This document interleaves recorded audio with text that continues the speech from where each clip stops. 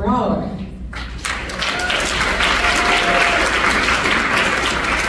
Thanks, Steph. I actually really appreciate you kind of not knowing what's behind you, so when I mess up, it's funny too. So I want to say thanks to Creative Mornings and to the Riviera and to Beamont Hospitality. Did I say that right? Yes. So, yeah. Also Rudy and Rudy Royal and Delia. Delia. That was beautiful. That was really cool. So a little bit about me. I'm going to ramble a little bit, but there is some structure to this. My name's Tripp Brower. I'm one of the founders of a nonprofit called CreativeMornings. We're a 501c3 nonprofit, and we sail around the world collecting stories and doing research. I'll talk more about that. But I'm also a native. I'm a native from the Lowcountry. I was born in Hilton Head, South Carolina, lived in Bluffton, then moved to Beaufort, and then went to college in Charleston, and stayed here. And it's interesting, I started, I think, as a native of Hilton Head, and now I always say the Lowcountry, because this entire region, one, shares a very similar culture, but also I feel at home in all of these places. When I graduated from college, I remember not knowing what to do, so I became a wooden boat builder. I worked at a little wood boat building boat yard in Mount Pleasant, and it was there that I actually started to feel like I was becoming part of Charleston and part of native to this area. It's there that I started to meet locals from here and not just go to college. It's there that I spent a lot of time on Ship Creek, got to know the fishermen and lobstermen and women, and really just fell in love and started feeling like I was a fabric of this community. And it's really funny because I always wanted to do this. Creative Mornings has been going on for a while now. It's a really cool thing, and I remember wanting to speak up here actually, but thinking that I would never leave Charleston, that this would be a place where I could speak about my community and about what I love about me. So the funny thing, I'm probably gonna skip around a little bit, but that didn't happen. A hurricane came. I was with my buddy Zach, who's sitting up here. I was running a nonprofit at the time, teaching kids wooden boat building, and I was teaching them math and science in that process, but also teaching them about our heritage, about our culture, about what it means to be part of the Lowcountry. And again, I was deeper and deeper and deeper into this area, into Charleston, wanted to stay here. Then a hurricane came. If you know hurricanes around here, if you don't evacuate, you just sit around and do nothing. And so we were sitting around doing nothing, and the idea came up. We were kind of ready to leave our jobs at the same time, and we decided to go sail around the world. And that was the first iteration of Apparent Winds. And yeah, I'm still sailing, so that hasn't stopped. So Steph asked me to do this, and I was really excited. She was on our boat going through the Cape Cod Canal, and she said, "You want to speak at Creative Mornings?" And I was like, "Yes, absolutely." Thank you so much. And the topic being native, I was like, "Oh, that's perfect. You know, we sail around, we meet a lot of indigenous people, we share a lot of stories. I'm so passionate about the Lowcountry." And then that was like, what, 6 months ago? I don't know, that was a while ago, and I've been thinking about it ever since, and it's gotten more and more complicated the entire time. So native, should have said that a little while ago, there's a, and that one, I should have shown that. So that's actually our boat right there. This is one place that is really special to me. That's down in Wamba, which to me is like the hub, or like it's like my religious space of what the Lowcountry is. It's just really special to me. So, native, there you go. So, this is obviously like the typical Webster's dictionary. And, belonging to a place by birth, that's obvious. But also, native can be just being from a place, like Steph was saying. But then, you go to where I really wanted to be at the very bottom, which was a local resident, especially a person who has always lived in a place as distinguished from a visitor or a temporary resident. And I thought that I would always be that, and I'm not that level of native. And so now, back to what I think I have the right slide there. Yeah, thank you for bearing with me. So now that I do what I do for a living is I sail this research vessel all around the world. We work with scientists, we charter the boat out to scientists, we do our own oceanographic data collection, and we collect stories. And people all around the world that are preserving their local culture and their local environment.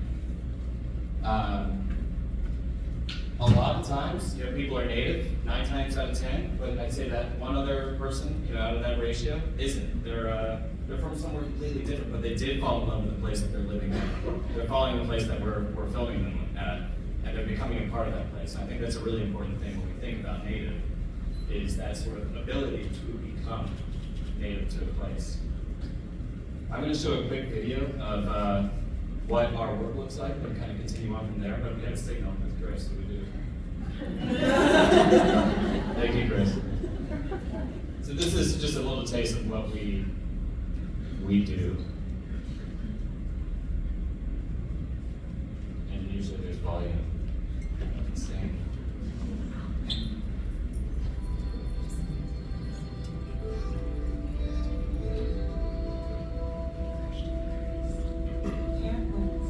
An adventure of a lifetime. A global expedition dedicated to collecting stories of environmental and cultural preservation while conducting marine research aboard sailing vessel Resilience.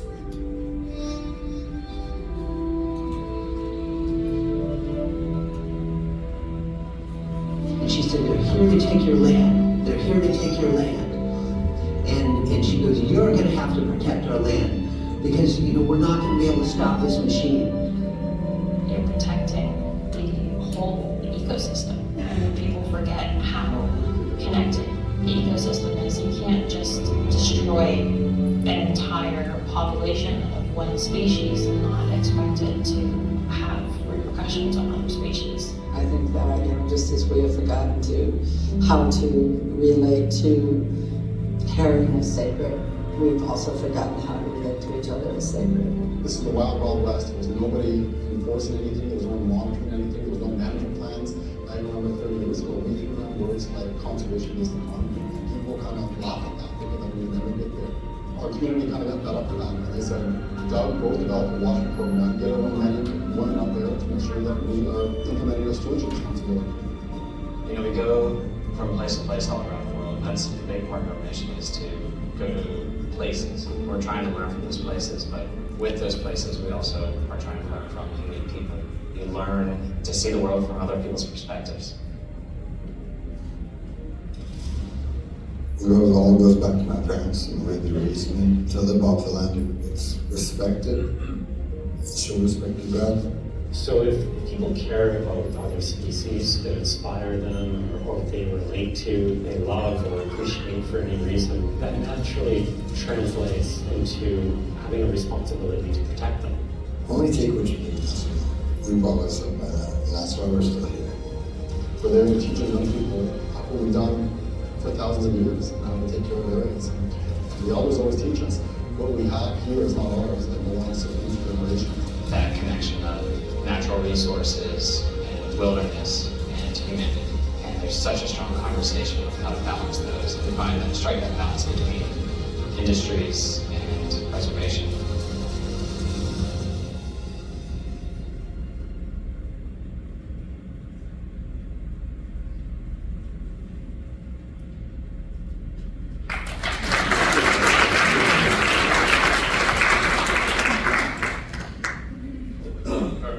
Here's some shots that I figured I could keep up here for a while, so when I forget to put this slide, you guys So I love that Hawaii.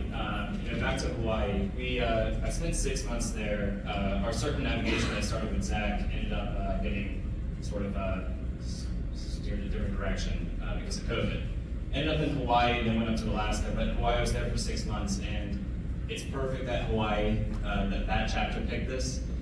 I haven't been in a community so far that we visited that has such a large piece of the population, part of the population, that's really rooted in preserving their culture, preserving their environment. The whole community is there. And it's interesting because they have such a powerful force there, but they also have so many forces that are pushing against them. It's a really popular place to visit. There's a lot of industry, there's a lot of opportunities to make money there. And so, I think it is a perfect fit. So going back to thinking native, and I was thinking about this, native couldn't exist without non-native. And then I started thinking about these words that get really sort of negative, like non-native, didn't grow up here, not indigenous, not of this place, not born here, not from here, etc. It starts sounding super aggressive. So the idea of local or not local, native or not native, can be contentious, for sure. I know, when I left, I was gone for 3 years and never came home in that period, and when I came back, everything had changed. I was a little overwhelmed. I felt like I didn't know my home anymore. There were a lot of people that I didn't know anymore, a lot of faces I didn't know, a lot of buildings I didn't know.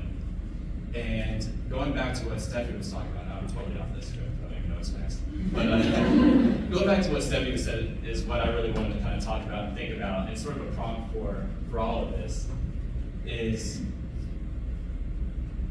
if you're from somewhere else and you visit a place, getting to know that place through the eyes of the folks that are from there is extremely valuable. And I found in the travels of what we do, that's what really hits people, is that we ask questions, we want to learn, we want to share their story. And I think folks coming into Charleston or coming into Hawaii or coming into wherever you are, to see a place through the eyes of the people that are from there is so valuable. And to see those values as opposed to what you might have expected is just, I think, really important. And I think it's one step that we all can take, whether we're going somewhere or staying somewhere, to preserve a place and to respect, the native population. And that's what I really am passionate about, and that's why I was so excited to speak here. And I had to share this. I really want to do a little Q&A because it's my favorite thing. I can't stand just talking about myself or one-sided conversations.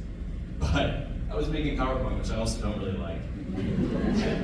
And I typed in Hawaii just as thinking about, okay, they picked this. And it auto-generated this image. Does anybody know where this is?